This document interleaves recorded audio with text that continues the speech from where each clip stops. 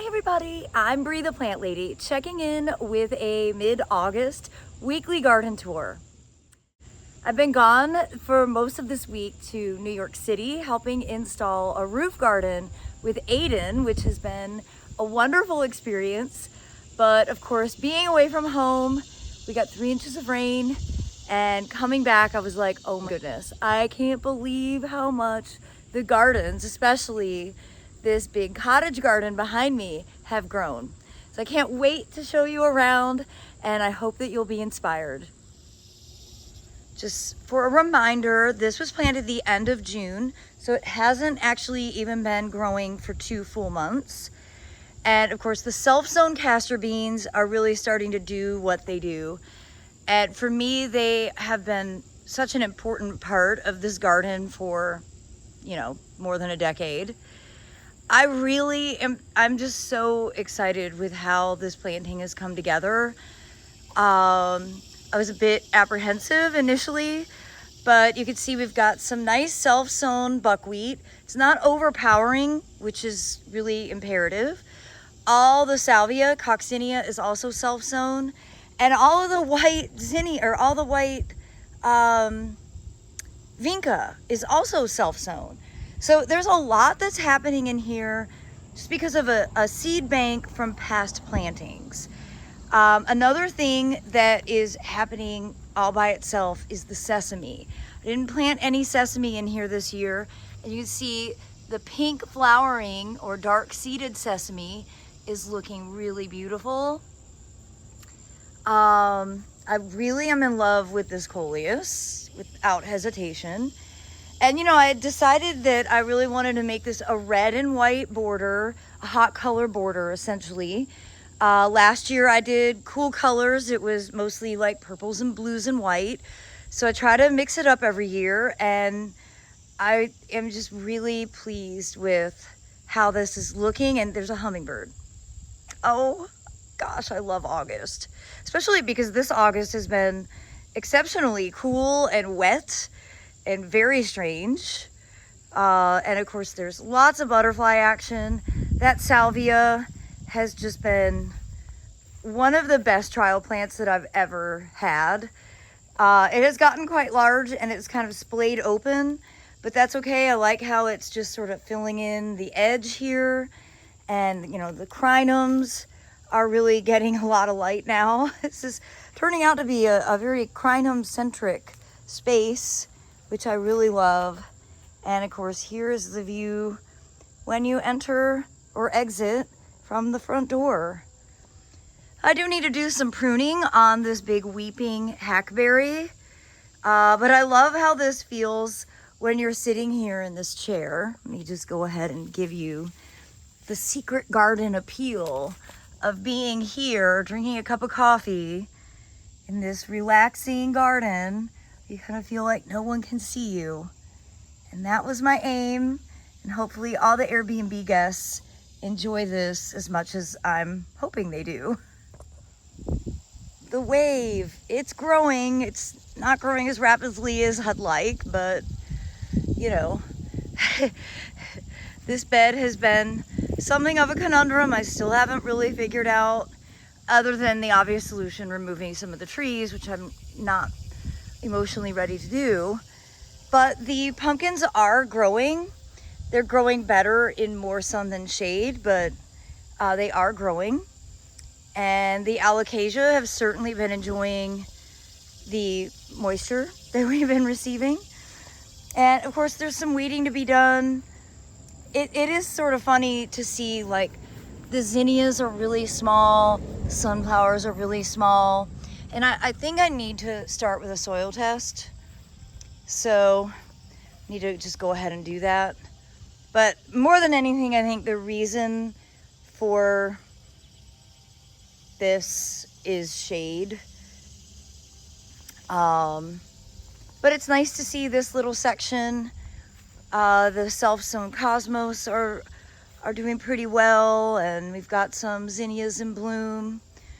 We've got some carrots coming back. This has always been a carrot patch, and you see the pumpkin, this is Seminole pumpkin, in more sun is growing really rapidly. So it's just an issue that, you know, these trees have grown. We've got tons of nutsedge, as you can see, and the fire ants are out of control. That's a huge mound, if you look there. So, to walk with caution. We've had a lot of rain. I think we're gonna be dry for at least a few days, which is kind of a relief. Not that I am complaining about the rain, but the arborist can't come to do the tree work because the backyard is a swamp and they can't get their equipment in. So I don't know when we're going to be able to get the trees done. You know, I was certainly hoping that that would be done before the fall open garden, which is Saturday, September 20th. But we'll just play it by ear because, yeah, it's going to take some heat and some time without rain before the ground will be dry enough to be able to allow for equipment to come in. So we'll see what Mother Nature has in store. Look at that gorgeous Hedychium in bloom. Well, I wanted to give you guys an update on my olive tree, which is growing well. I mean, it's in ugly form, and yeah, I could do some work to make it look better, but it is alive. It's grown a lot. And then as I'm standing here, I'm seeing that the Lycoris, this is Lycoris radiata, is starting to flower. And you know, they tend to do this after heavy rains. They sometimes call them hurricane lilies because you get a lot of rain with a hurricane. We do have a hurricane out there, but hopefully it's not going to hit the East Coast. But nice to see that Lycoris are starting to bloom. I've planted thousands of Lycoris all throughout this area. It'd be nice to see some more, but it's okay. At least I have 3 flowers. And of course the phlox continue to support an abundant pollinator population, especially the swallowtails, who I just love so very much. Obviously, I have not gotten around to doing any bed renovation here, which I really should do, but I haven't. Maybe this fall. Well, not a lot going on in this big shrub border, but it is great to see that the Calycanthus americana Welch's pink is starting to really berry up, and we're just starting to get some coloration. This is usually about a month earlier than the straight species, so it's really nice because it extends the time that birds can eat from it. I will say it's probably one of my #1 weeds because the birds eat the berries and then they poop them out all over the garden. They do come true from seed. I have a lot of pale pink Calocarpa seedlings, but I love it. Well, this border along the south side of the foundation is looking good. The deer definitely love Kufia. So they're eating, well, you can see, they're not getting up there, but they're eating the candy corn Kufia, they're eating the mouse ears Kufia. Not a lot of flowers there, but they don't eat the ageratum, which is great. These are a few okra that haven't been eaten. The deer really like okra. So do I. I'm in direct competition. But overall, I'm really pleased with how this border has come out, and well, haven't had to do any irrigating. Well, I haven't actually even walked over here, so the big reveal. Oh boy, holy smokes, you guys. Look at these hornworms. They're enormous. You know what? I'm not doing anything to these. They deserve to live. Holy smokes. Let me put my finger in here so that you have a proper reference. Look at how big that one is. It's probably the biggest one I've ever seen. What's interesting is that usually they're like sufficiently parasitized. And I've seen lots of the wasps that do that. but I guess they're missing some of these. It's pretty well eaten, this pepper. I bet this pepper will recover, and great to see this pepper hasn't been eaten. And look, there's some nice bell fruits on it. And I do need to come over here and do some staking because, well, the plants are growing efficiently and they're not standing upright. But I've got eggplants. Ooh, I probably need to be looking to harvest some eggplants. And I wonder if these cucumbers are producing at all. It has been like they've grown so efficiently. I just have not had good fruit production, which is sad and annoying, but it's okay. You see here, good example of okra with basically no leaves on it. That's from the deer. And I haven't cleaned the pool. Probably should put that on my list. But I like that the coleus has really started to fill out. You know, I don't like this much open space, but it is what it is. Well, it's the moment I've been waiting for. It's not raining, so the butterflies are out in action, and there's actually a lot of butterflies. Not as many as years past, but a good number of swallowtails in action on this big stand of Phlox paniculata bright eyes.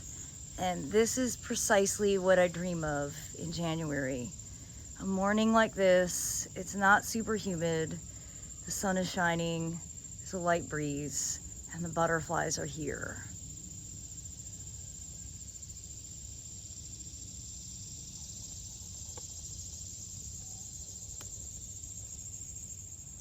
Well, over to the patio, I'm pretty stoked to see that I do have some proper cucumbers ready to be harvested.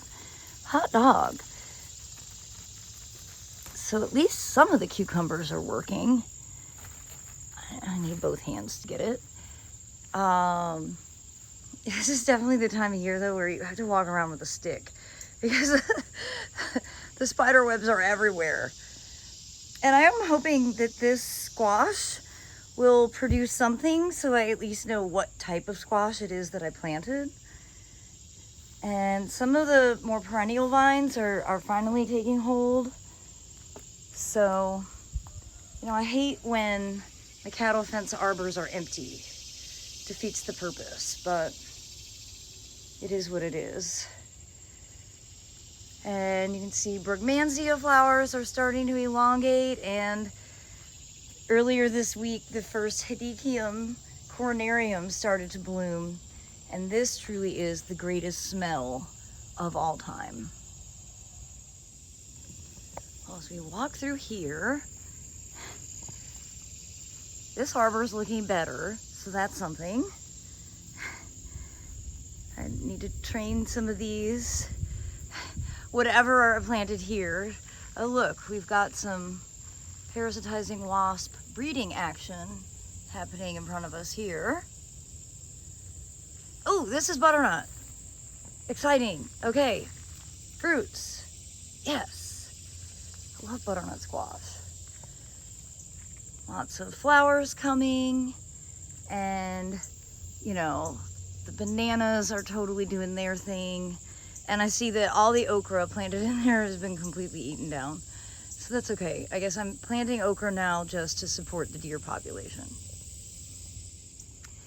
Well, no question, this sassafras is on its way out, but I do love its early fall color, the berries. The deer nibble on sassafras as well. And getting into the fire pit, succulents always make me so happy. You can see what I was saying with the deer eating okra. It's not dead. It's just doesn't have a lot of foliage. And of course we have tons and tons of riding spiders everywhere. I just needed to be conscientious about where I walk. So we've got one there, got another one right over there. They are well fed in this garden without hesitation. Well, the figs are massive, and there's lots that are ripe and lots that are coming. Got more raspberries starting to ripen, which is very exciting. And then over here, pretty interesting to see. Finally got a pumpkin that's sort of growing up and over. It's not gonna be what I was aiming for, but that's okay. And lots of peppers coming over there. And yeah, I don't see anything harvestable, but it is growing. Well, there's no question that that Prunus mume is on its way out, and I suspect that it's from ambrosia beetle, though I didn't see the specific evidence. I wasn't also here this spring, so who knows. But, you know, this ground here, again, it's too wet for the arborists to come with their equipment. So that is just gonna keep declining. And you can see this border that was seeded in early to mid-July is growing really well, and I need to redirect this pumpkin, but really quite pleased with how this is doing. It'll be really interesting to see this bed transformed after the Prunus mume and the sycamore get pruned, or well, the Prunus mume is getting removed and the sycamore is getting pollarded. It'll increase the light significantly, and I think a lot of plants will really start to jump. And pleased to see that this hibiscus is putting on another flush of flowers, which is really always such a joy. It's such a beautiful plant.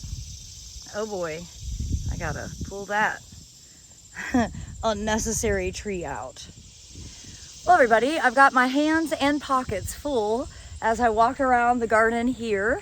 But I do hope that you will plan to tune in tomorrow for another weekly garden tour featuring everything that is growing at the White House. As you can see behind me, the gardens at the greenhouse are really looking spectacular.